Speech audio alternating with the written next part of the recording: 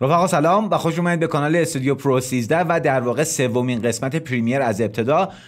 قبل از هر چیزی خواهش میکنم که لایکتون نره. اگر از این ویدیو خوشتون اومد سابسکرایب کنید اگر دفعه اولتونه که تشریف میارید توی این کانال، و کامنت هم نظرتون رو برای من حتما بنویسید. توی این قسمت و در واقع سومین قسمت گفتم میخوایم 5 تا روش ساخت تایملاین یا درست کردن سیکونس رو بررسی بکنیم. پس حرفی نزنیم، مستقیم خیلی سریع ترتمیز بریم در کوتاه‌ترین زمان ممکن براتون توضیح بدم. خیلی خوب، اولین روش اینه که بیاید توی قسمت فایل، توی قسمت نیو و روی سیکونس کلیک بکنید.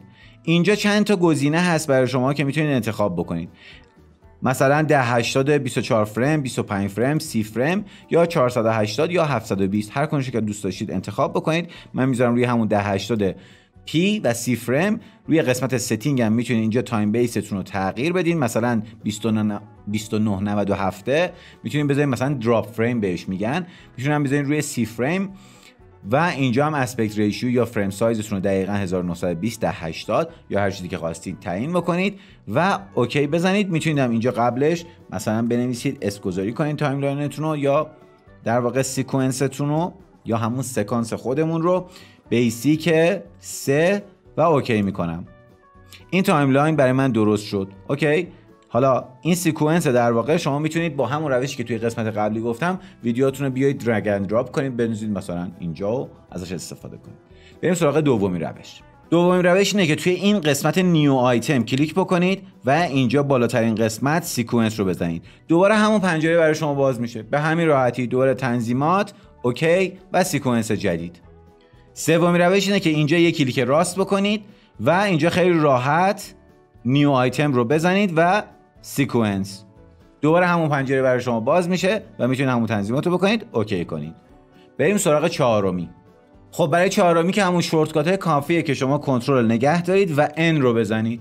دوباره همون صفحه برای شما باز میشه، خیلی راحت دوباره اسکوزاری کنید، اوکی کنید. بریم سراغ آخری.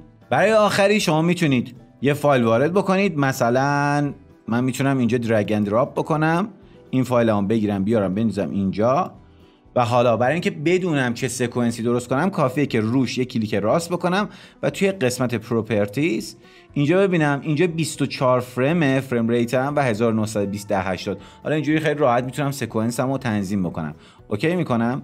اینجا اگر که من اینو بگیرم بکشم بنویسم اینجا، خودش یه ستینگ جدید یا یه دونه سیکونس جدید به من میده. میگه میخوای سکونس تو تغییر بدی یا میخوای همون ستینگ قبلی باشه. من میگم خب میخوام تغییر بدم دیگه. تغییرش میدم.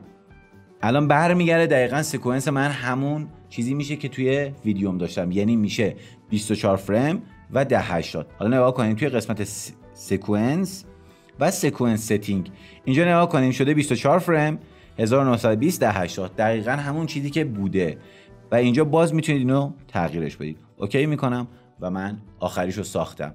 امیدوارم که خوشتون اومده باشه. تایملاین ها رو باشون کار بکنید. نکات بعدی رو توی قسمت های بعدی بهتون میدم. لایک و کامنت و سابسکرایب فراموشتون نشه. فعلا خداحافظ.